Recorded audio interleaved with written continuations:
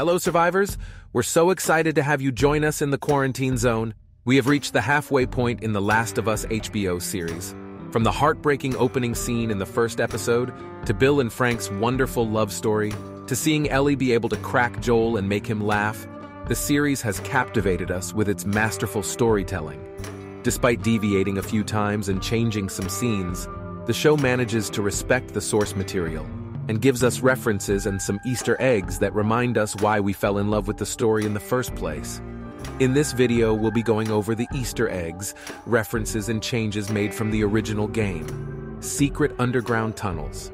Henry realizes that the only way out is through the underground tunnels. The tunnels were once a safe haven for a man named Ish. Ish believed that staying underground was the safest way to avoid being captured by Fedra and the Hunters. The paintings and rules we see are exactly like those in the video game.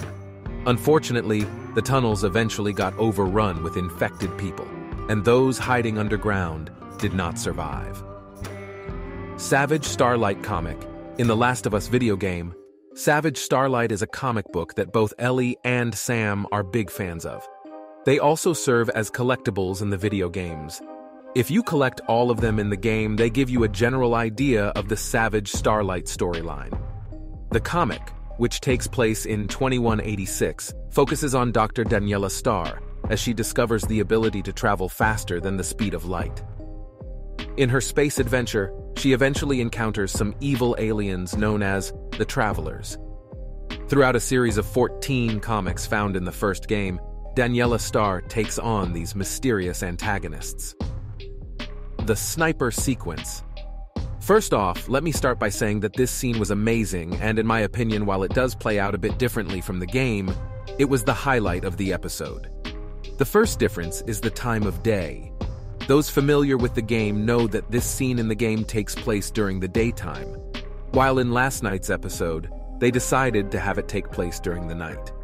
During the scene, we see Joel, Ellie, Henry, and Sam as they are almost home free, when all of a sudden they are shot at by a sniper.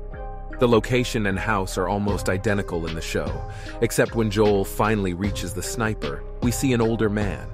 In the game, the sniper is a much younger man. My guess is that this change was made to explain the sniper's somewhat horrible aim. Another change is that, during this scene, is when we first see the bloater. Many of us, myself included, were expecting to first see this extremely aggressive monster during Episode 3, Bill's Town, as that is where he first appears in the game. The series changes it and combines it with the sniper sequence, making it even more frantic and chaotic than the game. During this scene, we see the bloater grab and kill Perry, Kathleen's right-hand man, by ripping his head right off from his shoulders. This is one of the many violent death animations that occur if you fail to defeat the boss in the game. Kathleen's story comes to an end. When Kathleen finally catches up to Henry, she reveals that she knows why Henry turned his brother into Fedra. Henry did this to save his brother from leukemia, and despite this, she refuses to forgive Henry. This is another change from the game, as those who have played the first game know that it was never mentioned or hinted at that Sam has leukemia. Kathleen tells him that maybe Sam should have died, stating that children die all the time, and that the world does not revolve around him. Right when she is about to kill Henry, she is interrupted by the biggest horde we have seen in the show thus far. During this crazy and action-packed scene, Kathleen and Henry cross paths again, though she is attacked and killed by a young infected girl. Kathleen's ending serves as karma, as only a few minutes prior, she was stating that children die all the time, and showing a lack of empathy for Sam's condition. Sam and Henry's fate. Sam and Henry's storyline had a few changes during last night's episode, but their tragic deaths remain unchanged. During the sniper sequence, when the horde manages to get loose, Sam gets scratched by an infected. After all four manage to escape, Sam secretly reveals what happened to Ellie and shows her what happened. Ellie proceeds to raise her sleeve and show Sam her arm, telling him about her condition. She tells him that her blood is medicine. She then grabs a knife and proceeds to cut her hand, pouring some of her blood on his wound. Sadly, when they wake up the next morning, Sam attacks Ellie, and the screaming wakes Joel and Henry up. After hesitating for a moment, Henry is forced to shoot his younger brother in the head. Shocked and distraught, Henry takes his gun, points it at himself, and shoots.